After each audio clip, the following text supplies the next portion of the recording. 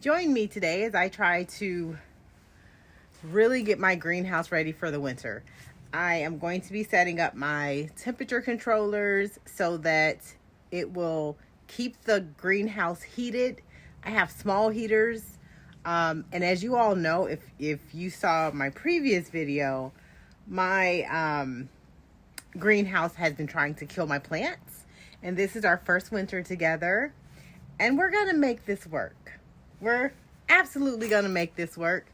But just a quick video because our temperatures are getting pretty low here out in West Georgia, and I have lemon trees in there. I have lemon trees and a couple other trees I'm trying to overwinter a little bit, but we'll see. So hopefully this is helpful.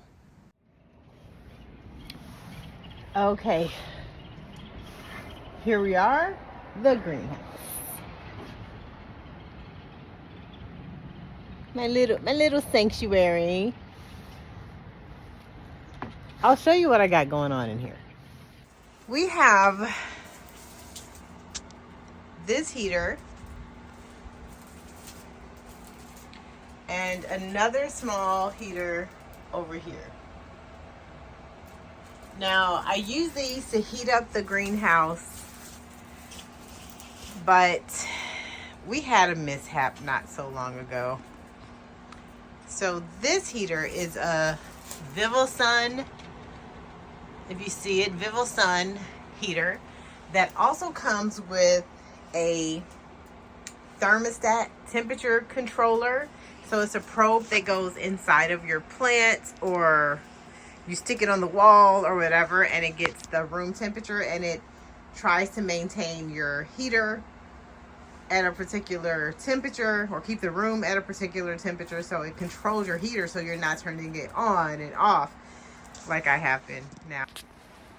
And I'll tell you what happened. So it came with it, and I had been using it for a very long time, like several months on and off when the weather was appropriate for it.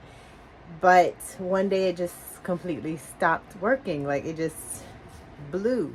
And it happened at the same time that I had created a new setup when I added the second heater.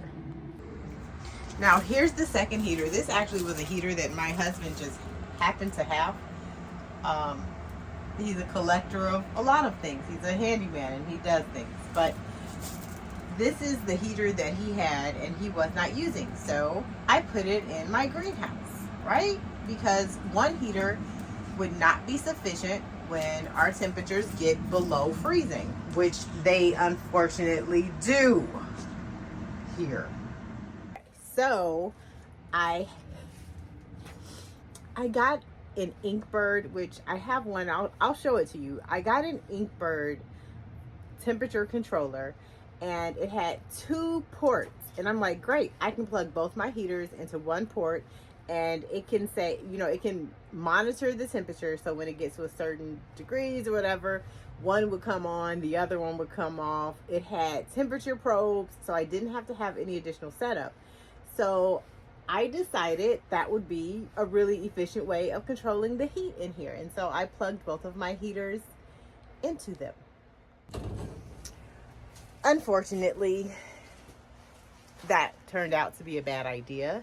So I had to do a little replacing. To be more specific, both of those heaters that I showed you are 1500 watts. Not something I pay attention to. I'm just turning on heat. Apparently, the temperature controller taps out at 1800 watts. So I plugged 2 1500 watt heaters into one controller that could not go over 1800, and it killed them both. But thankfully, I got a replacement. Let me show you. Okay, this is the VIVOSUN digital temperature controller. This is the same brand as the heater that I showed you. So this is the controller that the heater actually came with that I broke. And this is the Inkbird digital temperature controller. And this is the part that I did not read the first time. Power, 1800 watts. I'll be honest, I'm just a gardener. I'm not an electrician. And I assumed that when it had 2 outlets, I could use both of these outlets. I was wrong. So I'm going to set these up and pray for the best. It's going to get down to 28 degrees tonight, so it's very important that I have this configured. Since I broke the previous controllers, I've been turning on my heaters manually, having to come in and out the house. I have to open and close the greenhouse doors and the vent manually. The vents, one of them actually works automatically, but the doors don't. So I still have to come in the day and open the doors because it still gets too hot. And as you all know, the greenhouse wants to try to kill my plants. Let's look at them real quick. So what am I trying to protect all winter long? It's my Eureka lemon tree, my Meyer lemon tree, 2 Washington navel orange trees that probably won't bear fruit for 3 to 4 years, a persimmon tree, which I think I could actually put outside if I would have gotten it earlier in the year, and a dwarf cherry tree, which is definitely hardy, but you see how young it is and how little it is? I'm not putting that out until the spring. So these are the things I'm really trying to overwinter, plus some random plants that will probably die. All right, so let me show you my setup and we'll get this done before it gets too cold.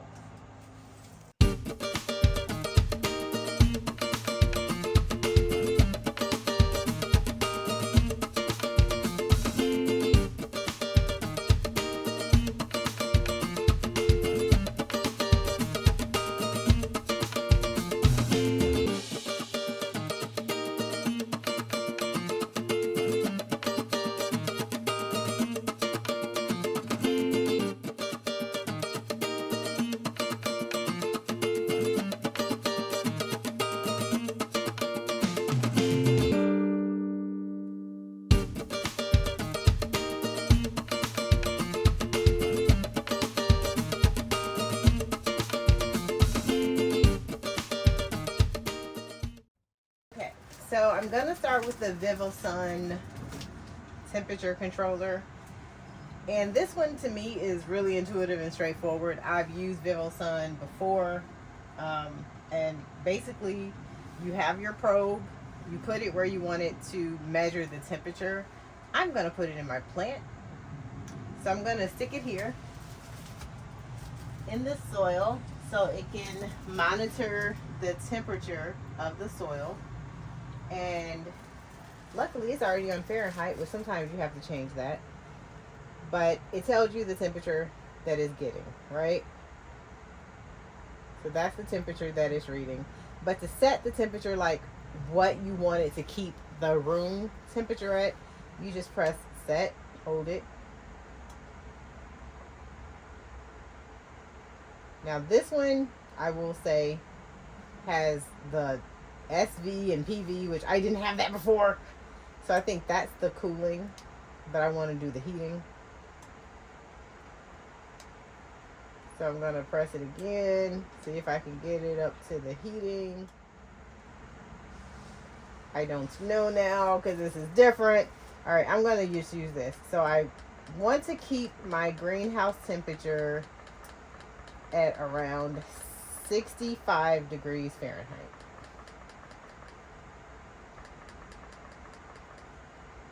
I would like to hold this and go. Thank you.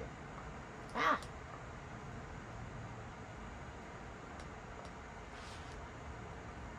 So I'm going to set this one.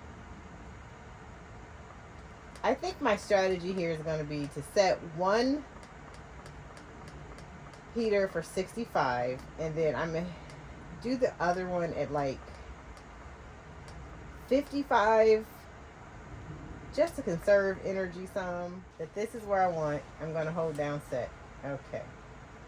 So it says that I have it set for 65 degrees. The current temperature is 60 degrees. So when I plug my heater into here, it should be heating. It'll have it on. So this one is set. It's ready to go. Let's test it out. Okay, so now we have it on heating. Gonna plug it into heating. I'll monitor the temperature. I know this is gonna be cooler because it's by the window. Look at that, immediately it went down to 59.7. Huh, that's probably good though. So yeah, it's holding steady at 59. Oh no, there it goes. Okay, so I'm going to turn on the heater. I plugged it in, yep. And according to that, it should start heating. Turn it on. I feel the heat. Now, I always set it to the maximum temperature so it heats the fastest. I don't know if that's best, but that's what I do. Because that part you can't control from the controller. You can't have it go high, medium, low, which that would be cool. That would be a good enhancement request. All right, so that one is set up. So if the temperature is below 65 degrees, my heater will come on. When it is above 65 degrees, it will turn off. And I won't have to keep running in and out of this greenhouse. Okay, this is the Inkbird controller. Now, I've had these before, and I will tell you that this one was much more confusing to me because it has so many more settings, but now I see that the other one is basically the same thing. So the quick thing I learned was to quickly just hit set. Oh wait, I think I might have to put the probe in. I'm only going to be using one of these. Yep, there it is. Got to put the probe in first.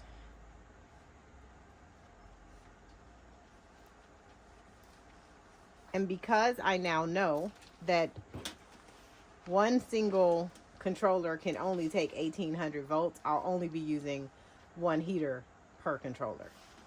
But I'm going to take this probe and I'm going to put it into this plant because this is going to be relatively close. Get her in there. And then we're going to hit set. And I want this heater to kick on if the temperature gets to 55. And I'm going to hit set again. All right, so this is saying that the current temperature is 71. And because I set this to 55, that means it's not working. Like, this is just power is on, but it doesn't show well. The temperature is steadily dropping.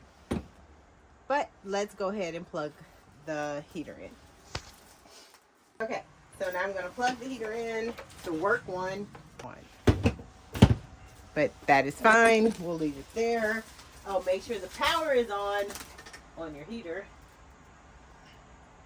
Although no heat is coming out of it because it hasn't reached the temperature, which makes sense. Okay, I have a Wi-Fi thermostat in my greenhouse, so I know the room temperature of the greenhouse as well. So in case one of the heaters go out or something crazy happens, that will let me know. I get a message on my phone. So that way I will know that my greenhouse is trying to kill my plants, because we all know that's what greenhouses do. Okay, so this is my plan. This is my plan on how not to let my greenhouse kill my plants over the winter. I'll keep you posted. Thanks for watching. I almost forgot to share. As I told you, I overloaded those controllers previously, but you see I have two new ones. Let me tell you, I will tell you when I find something that's worth bragging about, or a company that treats their customers well. They did. I let them know that first of all, I didn't know what happened. I didn't realize there was a limit, such a low limit to what you could plug into the controller. So I reached out to their support people via email, completely via email. I didn't have to call. There was no hold, and let them know that the controller just completely stopped working one night when I really needed it. It was like 30 something degrees and it was a big deal. So I reached out, I let them know. They asked for the details like twice. I had to give them an email with information. After that, they were just like, okay, tell you what, we realized, lady, you messed up, but we're going to send you a replacement on us. Be careful this time. This is not a paid advertisement or brand collaboration. Y'all know I got like 7 subscribers. I highly recommend Inkbird for sure. They are it's a very forgiving company. They seem to really want to work with us home gardeners and people trying to learn how to do this. And I have learned a lesson, which I'm passing on to you all. So hopefully no one else makes the same mistake. And VIVOSUN I use a lot because I use the heating pads and different things. And the fact that they realized, again, it was my fault. And they still gave me a significant, like 80% off a purchase that I made April, May, June, July, August, September, October, November. Like 8-9 months ahead. So I had 8-9 months of usage of that thing, of the controller. And I broke it. And they still gave me 80% off to buy another one, which I promptly did. So I highly recommend them, and I hope that's helpful for you all. But again, this is all a learning process for me, and the more I learn, I will pass it on to you.